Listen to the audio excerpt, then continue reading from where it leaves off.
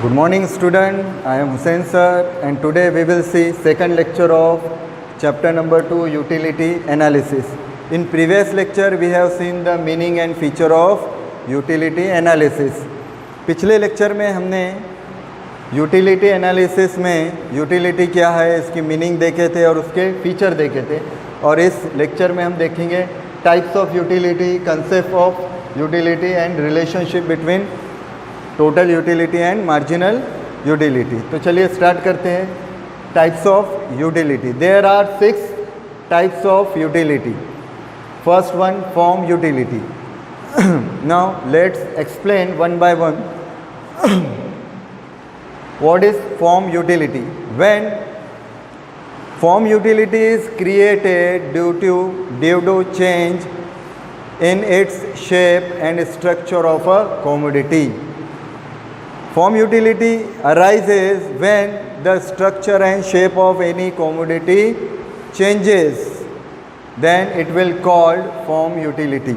Form utility किसे कहेंगे? वो प्रोडक्ट जो है जिनके फॉर्म और स्ट्रक्चर को चेंज करके, उनके पुराने स्ट्रक्चर को चेंज करके उन्हें नए स्ट्रक्चर में जब कन्वर्ट किया जाता है और वो कन्वर्ट करके जब उसकी यूटिलिटी बढ़ाई जाती है या क्रिएट की जाती है, तो इसी को बोला जाता है फॉर्म यूटिलिटी. फॉर्म यूटिलिटी क्या है? Form utility created due to change in the original shape and structure of a commodity, then it will called form utility. For example, जैसे furniture are made from wood. Best example है कि जो ये furniture आप देख रहे हैं, desk bench, ठीक है, टेबल, ये जो देख रहे हैं, ये जो है वुड से, लकड़ी से बनते हैं. हम डायरेक्टली वुड का इस्तेमाल तो नहीं कर सकते, ठीक है. वुड में जो है उतना ज़्यादा यूटिलिटी नहीं होती है. जैसे ही हम वुड का ओरिजिनल शेप चेंज करते हैं, उसको दूसरे फॉर्म में कन्वर्ट करते हैं, तब उसकी यूटिलिटी बढ़ जाती है. कोई भी अगर कस्टमर है तो वो डायरेक्ट लकड़ी, वुड की डिमांड नहीं करेगा, बल्कि उससे बने हुए प्रोडक्ट की डिमांड करेगा. वही लकड़ी है, आप देखिए, वही वुड है, लेकिन उसकी डिमांड कस्टमर के ज़रिए नहीं की गई थी इतनी ज़्यादा. लेकिन जैसे उसका शेप चेंज हो जाता है, उसको फर्नीचर में कन्वर्ट किया जाता है, तो उसकी डिमांड बढ़ जाती है. तो यहाँ पे उसकी जो है यूटिलिटी क्रिएट की जा रही है उसके शेप में चेंजेस करके. तो फिर फॉर्म यूटिलिटी आपको समझ में आ गया. When form utility is created due to change in its original shape and structure of a commodity, it will call form utility. Now second one, place utility. Place utility is increases due to change in the place of commodity. When commodity are transferred from one place to another place, and due to these changes, due to this mobilization, its utility increases or created, then it will call place utility. अब place utility किसे कहेंगे? Place utility increases due to change in its place. कोई ऐसा product है, suppose एक particular product है, ठीक है, जैसे उलन के जो कपड़े हैं, ठीक है, ये ऐसे प्लेस में ज़्यादा इसको यूटिलिटी मिलेंगी या बहुत ज़्यादा यूटिलाइज होंगे जो कोल्ड प्लेसेस होंगे, ठीक है. कोल्ड प्लेसेस पे उसकी यूटिलिटी ज़्यादा होंगी. उसी तरह उसके अलावा अगर कोई गर्म हॉट प्लेसेस है तो वहाँ पे उसकी यूटिलिटी उतनी नहीं होती है. तो वही प्रोडक्ट है, ठीक है, सेम है, उलन क्लॉथ है, लेकिन जब उसका प्लेस चेंज किया जा रहा है, तो प्लेस चेंज करने के कारण जो है उसकी यूटिलिटी इंक्रीज़ हो जाती है, बढ़ जाती है. तो अब प्लेस यूटिलिटी किसे कहेंगे? Place utility increases due to change in its place of consumption और यूटिलाइजेशन. वो पर्टिकुलर प्रोडक्ट जो है उसका जो है प्लेस चेंज किया जाता है, उसे एक प्लेस से दूसरे प्लेस पे ट्रांसफ़र किया जाता है ताकि उसकी यूटिलिटी बढ़ाई जाए. और ये चेंज करके यूटिलिटी जब इंक्रीज़ हो, बढ़े, तो उसी को बोला जाएगा प्लेस यूटिलिटी. सेकंड टाइप था हमारा प्लेस यूटिलिटी, तो इसे ही कहते हैं place utility. Now third one, service utility. What is mean by service utility? Service utility arises due to providing the services by the professional. When professional person provided their services, then that time this type of services arises and it will called service utility. For example, services provided by doctor, lawyer, engineers, they all are accountant, they all are professional and they providing their services to the people and this time and there the service utility created arises, then it will call service utility. तो उसे हम क्या कहेंगे? Service utility. तो क्या है service utility? जब कोई प्रोफेशनल लोग जो है अपनी सर्विसेज प्रोवाइड करते हैं और प्रोवाइड करने के बाद जब सर्विस यूटिलिटी अराइज होती है, बढ़ती है, तो इसी को कहा जाएगा सर्विस यूटिलिटी. इसे ही कहते हैं service utility. Now next one, knowledge utility. अब ये जो है नॉलेज यूटिलिटी क्या होती है? When customer acquire the knowledge about the consumption and utilization of any particular commodity and due to that its utility increases, it will called knowledge utility. अब for example एक बंदा है, एक पर्सन है, उसके पास सादा मोबाइल था, अब वो एंड्रॉयड मोबाइल लेता है. अब एंड्रॉयड मोबाइल लेने के पहले जो है वो एंड्रॉयड मोबाइल ले रहा है लेकिन उसको एंड्रॉयड मोबाइल यूज़ करते नहीं आता है, या कोई एंड्रॉयड यूज़र है उसको आईफोन उसने परचेज़ किया लेकिन उसको आईफोन के बारे में पता नहीं है.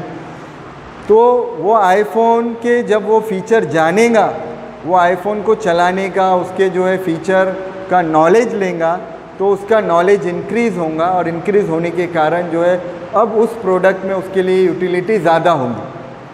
अब देख लीजिए बहुत से ऐसे लोग हैं जिनके पास बड़ा मोबाइल तो होता है लेकिन सिर्फ वो फ़ोन रिसीव करने के लिए और कॉल करने के लिए होता है, क्योंकि उन्हें उन मोबाइल फ़ोन के फंक्शन के बारे में मालूम नहीं होता, इसलिए उस मोबाइल में उनके लिए बहुत ज़्यादा यूटिलिटी नहीं होती. अगर वही वो लोग उसके फीचर्स के बारे में जो है नॉलेज हासिल करें कि इसमें कौन कौन सी ऐप है, कौन कौन से फीचर है जिसका जो है वो इस्तेमाल कर सकते हैं उनके फ़ायदे के लिए, जब वो उसका नॉलेज एक्वायर करेंगे और एक्वायर करके जब उसे यूज़ करेंगे, अब वही प्रोडक्ट में उनके लिए ज़्यादा यूटिलिटी होंगी. क्यों? क्योंकि उनका नॉलेज जो है वो प्रोडक्ट के बारे में बढ़ा, उन्होंने नॉलेज दिया और उसके बाद उसको यूज़ किया. तो नॉलेज यूटिलिटी में क्या होता है कि when customer acquire more knowledge or get the more knowledge about the functions, about the benefit of any particular product and utilize after acquiring the knowledge, their utility increases. The utility of that particular product definitely increases. That will call knowledge utility. तो उसको हम कहेंगे फिर knowledge utility. समझा? knowledge utility किसे कहेंगे?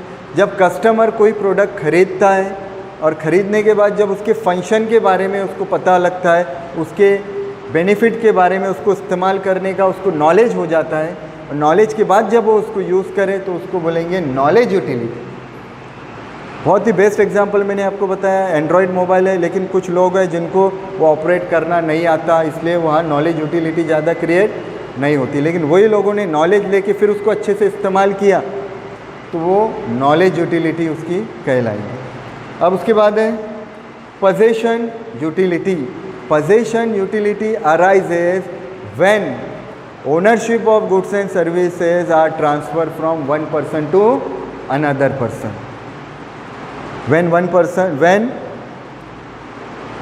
ownership of goods and services are transferred from one person to another person, this will call possession utility. जब किसी भी गुड्स या सर्विस की ओनरशिप और उसका पोजेशन एक पर्सन से दूसरे पर्सन को ट्रांसफ़र किया जाता है तो इसे कहा जाता है पोजेशन यूटिलिटी. अब फॉर एग्जांपल कस्टमर है, वो किसी शॉप पे जाता है और सेलर से कोई प्रोडक्ट ख़रीदता है. अब ख़रीदने के बाद वो पेमेंट पैसा तो दे दे रहा लेकिन अब तक उसने उसकी डिलीवरी नहीं ली, प्रोडक्ट सेलर के पास है. तो वहाँ पे जो है जो कस्टमर जो है उसको किसी भी तरह अभी यूटिलाइज़ नहीं कर पाया है. लेकिन जब वो कस्टमर वो सेलर से वो प्रोडक्ट लेके अपने घर पे जाए और लेके जाने के बाद उसको इस्तेमाल करे तो वहाँ पे अब उसके लिए वो यूटिलिटी क्रिएट होंगी, तो इसे बोलेंगे हम possession utility. When ownership of goods and services are transferred from one person to another person, this will called possession utility. जब तक ओनरशिप ट्रांसफ़र नहीं होंगी, पोजेशन के साथ साथ ओनरशिप भी ट्रांसफ़र करना ज़रूरी है। लेकिन आपको पोजेशन मिल जा रहा है लेकिन आप जो है उसकी ओनरशिप नहीं ले पा रहे हैं, तो वहाँ पे पोजेशन यूटिलिटी जो है क्रिएट नहीं होंगी। पोजेशन यूटिलिटी के लिए ज़रूरी है कि गुड्स आपके पोजेशन में आए और उसके साथ साथ जो है आपको उसको इस्तेमाल करने का अधिकार भी मिले, नॉलेज भी मिले। अब इसका एक और एग्जांपल देते हैं। फॉर एग्जांपल कि एक पर्सन है, आपका पड़ोसी है, और उसके पास कोई हॉर्स है, घोड़ा है, या उसके पास कोई 4 व्हीलर है। वो 4 व्हीलर जो है आपको दे के कई छुट्टियों पे जाता है, ठीक है। अब लेकिन क्योंकि वो बाहर जा रहा है और उसके पास जो है पार्किंग के लिए या गाड़ी को देखने की जगह नहीं है, ठीक है, वो आपको दे के जा रहा है, तो वो आप अपने पास सिर्फ रख सकते, उसको आप इस्तेमाल नहीं कर सकते। आप कौन से प्रोडक्ट जो है कंज्यूम करेंगे, इस्तेमाल करेंगे, जिसके पोजेशन के साथ साथ उसकी ओनरशिप भी आपको मिली हो, जो प्रोडक्ट आपने खरीदे हो, तब आप उसको इस्तेमाल करेंगे। अब तब वहाँ पे आपको यूटिलिटी उससे मिलेंगी। तो जब गुड्स और सर्विसेज का पोजेशन और उसकी ओनरशिप जो है एक पर्सन से दूसरे पर्सन को ट्रांसफ़र हो, तो वहाँ पे उस यूटिलिटी को बोलेंगे पोजेशन यूटिलिटी। क्लियर है? चलिए next, time utility. Time utility is increases due to change in the time of its utilization of any commodity। Time utility किसे कहेंगे? टाइम यूटिलिटी इंक्रीज़ की जाती है या क्रिएट की जाती है किसी भी प्रोडक्ट के कंजम्पशन का टाइम चेंज करके, यूटिलाइजेशन का टाइम चेंज करके, तो उसे हम कहेंगे टाइम यूटिलिटी। फॉर एग्ज़ाम्पल, इसका बेस्ट एग्ज़ाम्पल है कि स्टूडेंट जो होते हैं उनके लिए बुक्स सबसे ज़्यादा यूटिलाइजेबल कब होते हैं, कौन से टाइम में होते हैं? एग्ज़ाम के टाइम पे। अभी तो उनकी बुक्स कहाँ पड़ी होती है उनको मालूम भी नहीं होता कि बुक्स कहाँ पड़ी है, किस तरह है, किस हाल में है। लेकिन जब एग्ज़ाम आते हैं तो बराबर वो ढूंढने लगते हैं कि मेरी बुक्स कहाँ गई, मेरे नोट्स कहाँ गई। जब तक एग्ज़ाम नहीं आते तब तक उनको मालूम भी नहीं रहता कि उनके पास कोई बुक्स है, कितनी बुक्स है, क्या बुक्स है और उन्होंने उसमें कितना लिखा। कुछ ऐसे भी स्टूडेंट होते हैं। अब जब एग्ज़ाम करीब आती है तब वो ढूंढने लगते हैं, ख़रीदते हैं और फिर बाद में उसकी पढ़ाई चालू करते हैं। तो स्टूडेंट के लिए बुक्स सबसे ज़्यादा यूटिलाइजेबल कौन से टाइम पे होते हैं? एग्ज़ाम के टाइम पे।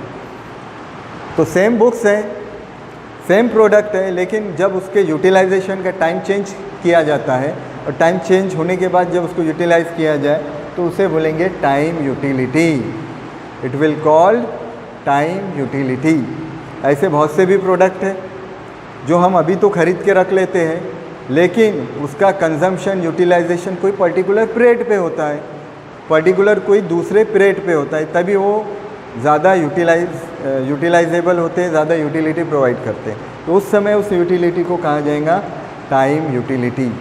तो this were 6 types of utility. ये पूरे 6 टाइप थे जिसमें हमने देखा form utility, place, service, knowledge,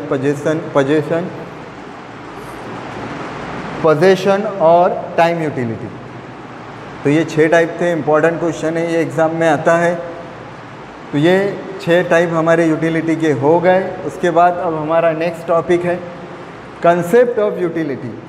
और कंसेप्ट ऑफ यूटिलिटी में देखना है टोटल यूटिलिटी और marginal utility.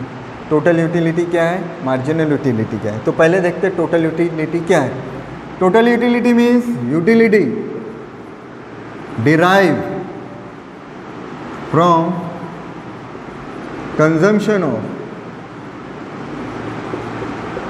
consumption of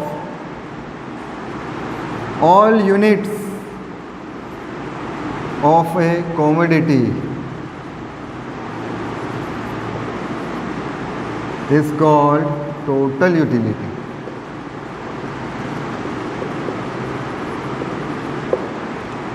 total utility क्या है? Utility derive from the consumption of all unit of a commodity is called utility. Utility, total utility किसे कहेंगे?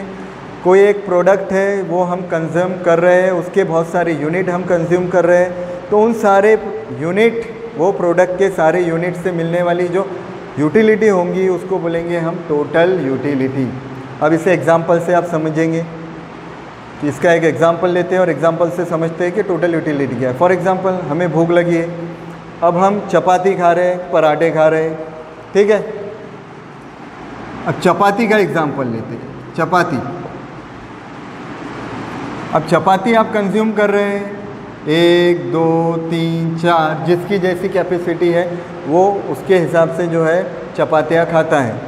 Suppose आपने पहली चपाती खाई, पहली चपाती पे आपको सबसे ज़्यादा यूटिलिटी मिलेंगी। फॉर एग्जांपल हम ले रहे हैं कि पूरी जो है 10 यूटिलिटी मिली, ठीक है। इसको समझने के लिए हम नंबर की मदद ले रहे हैं। अब दूसरा जब आप दूसरा जो है दूसरी रोटी या चपाती जब हम कंज्यूम करेंगे तो दूसरी चपाती में भी कुछ यूटिलिटी मिलेंगी हमें। सपोज़ 8 मिली, तीसरे में हमें 6 मिली, चौथे में हमें जो है 4 मिली।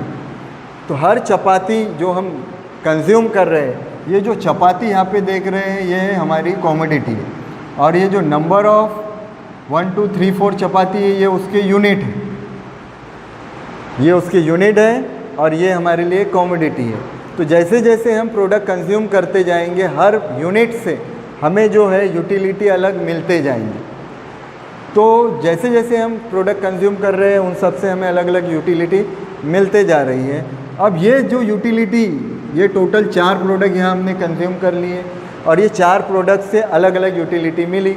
इन सारी यूटिलिटी का sum addition it will call total utility. Example के साथ अगर हम देखें तो इसकी अगर हम टोटल करें 18 24 28, टोटल हमने कितनी यूनिट कंज्यूम करे 4, और 4 यूनिट कंज्यूम करने के बाद टोटल हमें कितनी यूटिलिटी मिली 28। तो utility which are derive from consumption of all unit of a commodity it will called total utility. इसे कहा जाता है टोटल यूटिलिटी। मुझे लगता है आपका कंसेप्ट अब क्लियर हो गया कि टोटल यूटिलिटी अब किसे कहेंगे। जो प्रोडक्ट का यूनिट हम कंज्यूम कर रहे हैं तो उसके अगर हम एक से ज़्यादा यूनिट कंज्यूम कर रहे हैं तो हर यूनिट से मिलने वाली जो यूटिलिटी है उसका सम टोटल वो कहलाएगा टोटल यूटिलिटी। चलिए टोटल यूटिलिटी के बाद अब देखते हैं marginal utility. What is mean bye marginal utility?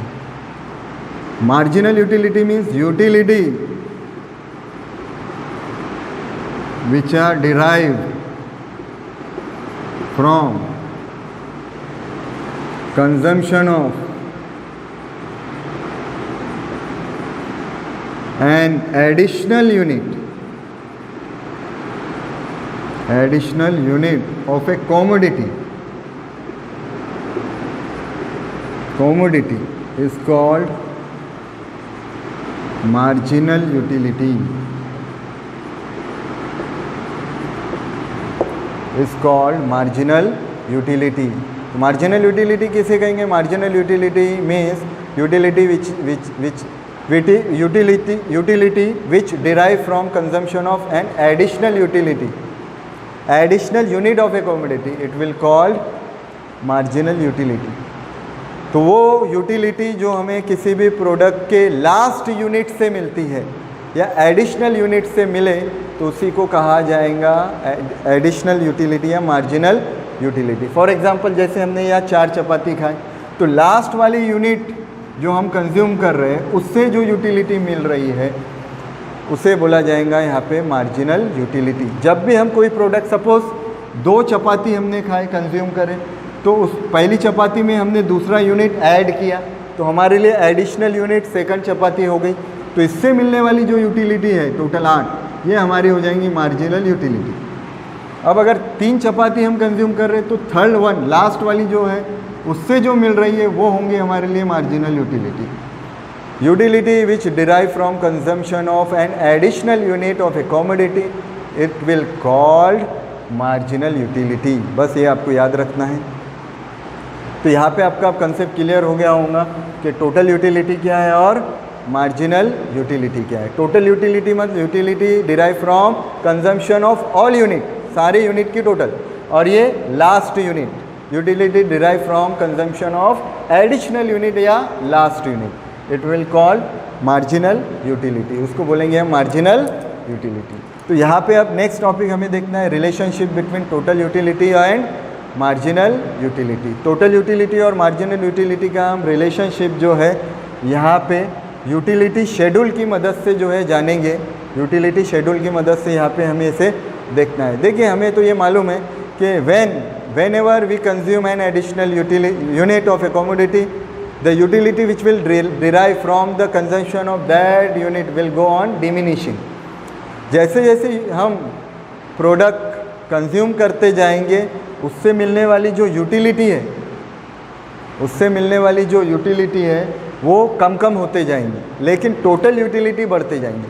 वही एग्जांपल देखिए, यहाँ प्रोडक्ट ए लेते हैं, total utility, marginal utility. For example पहला यूनिट हमने कंज्यूम किया प्रोडक्ट ए का, तो उससे हमें टोटल कितनी यूटिलिटी मिली, 20, और पहली मार्जिनल यूटिलिटी भी उतनी ही रहेंगी सेम। फर्स्ट यूनिट में कंजम्पशन में टोटल और मार्जिनल यूटिलिटी सेम रहेंगी। जैसे ही हम फर्स्ट से सेकंड यूनिट कंज्यूम करेंगे तो उससे जो मिलने वाली यूटिलिटी है, टोटल यूटिलिटी तो बढ़ जाएंगी लेकिन मार्जिनल यूटिलिटी कम होंगी। मतलब पहले यूनिट से जितनी यूटिलिटी मिली अब दूसरा यूनिट कंज्यूम करने में उससे थोड़ा कम यूटिलिटी मिलेगी। हम अगर भूखे हैं, हम खाना खा रहे, पहला चपाती अगर हम खाएं तो बहुत ज़्यादा यूटिलिटी मिलेंगी, और उसके बाद अगर दूसरी चपाती हम खा रहे हैं तो पहले से थोड़ी कम यूटिलिटी हमें मिलेगी। बस यही फ़र्क है। जैसे जैसे हम यहाँ पे यूनिट में एडिशन करते जा रहे हैं कंजम्पशन में, तो उससे जो मिलने वाली यूटिलिटी है, टोटल यूटिलिटी बढ़ते जा रही है लेकिन मार्जिनल यूटिलिटी आप देखेंगे वो कम होते जा रही है। और एक स्टेज ऐसी आएंगी जहाँ पे टोटल यूटिलिटी जो है बिल्कुल कांस्टेंट हो जाएंगी, बढ़ेंगी नहीं, और वहाँ मार्जिनल यूटिलिटी ज़ीरो हो जाएगी। हम जब कंज्यूम करते जाएंगे एक स्टेज ऐसा आएगा, हम पूरी तरह से सेटिस्फाई हो जाएंगे, हमारा पेट भर जाएगा, अब हम आगे नहीं खा सकते, आगे हम उससे यूटिलाइज, हमारे लिए वो प्रोडक्ट ज़्यादा यूज़फुल नहीं होगा। लेकिन फिर भी अगर आपने कंजम्पशन चालू रखा, जारी रखा, तो अब टोटल यूटिलिटी जो है वो कम हो जाएंगी और ये जो मार्जिनल यूटिलिटी है वो निगेटिव में आ जाएगा। अब अगर इसको हम देखें कि बहुत ज़्यादा आपका पेट भर गया, अब खाया नहीं जा रहा, आपने ज़बरदस्ती खा लिया, तो खाए हुआ भी आप जो है वो निकालना पड़ेगा, फिर आपका निकल जाएगा आपका, क्योंकि जो है एक प्रोडक्ट जो था अब आपका पेट भर गया, आप सेटिस्फाई हो गया, अब उसमें आपके लिए यूटिलिटी नहीं है, ज़बरदस्ती आप खा रहे तो फिर वो यूटिलिटी निगेटिव हो जाएगी। तो यहाँ पे यूटिलिटी शेड्यूल में हमने क्या देखा कि जैसे जैसे प्रोडक्ट आप कंज्यूम करते जा रहे हैं उससे मिलने वाली जो यूटिलिटी है, मार्जिनल यूटिलिटी, वो कम कम होती जाएंगी, टोटल यूटिलिटी बढ़ेंगी। एक स्टेज ऐसा आएगा जहाँ टोटल यूटिलिटी कांस्टेंट होंगी और मार्जिनल यूटिलिटी ज़ीरो। उसके बाद भी कंजम्पशन जारी रहा तो टोटल यूटिलिटी भी कम होना चालू हो जाएंगी और मार्जिनल यूटिलिटी निगेटिव में चली जाएंगी। तो डियर स्टूडेंट, ये था आज का हमारा सेकंड लेक्चर, जिसमें हमने जो है टाइप्स ऑफ यूटिलिटी देखा, कंसेप्ट ऑफ यूटिलिटी में टोटल यूटिलिटी, मार्जिनल यूटिलिटी देखा, उसके बाद रिलेशनशिप बिटवीन देखा है टोटल यूटिलिटी और मार्जिनल यूटिलिटी। बहुत ही इजी लैंग्वेज में हमने देखा है। वीडियो अगर पसंद आया हो तो इसको लाइक कीजिए, शेयर कीजिए, और चैनल सब्सक्राइब नहीं किया है तो चैनल को सब्सक्राइब कीजिए। और इसके बाद भी अगर कोई टॉपिक आपको ना समझे या समझ में ना आया हो तो आप कमेंट बॉक्स में हमें बता सकते हैं, या हमारे नंबर पे आप आपके क्वेश्चन व्हाट्सअप भी कर सकते हैं। देखिए स्टूडेंट जो है वीडियो देखते तो है लेकिन चैनल सब्सक्राइब नहीं कर रहे हैं, चैनल आप सब्सक्राइब कीजिए ताकि आपको हमारा नोटिफिकेशन वीडियो का मिलता रहे। Thank you.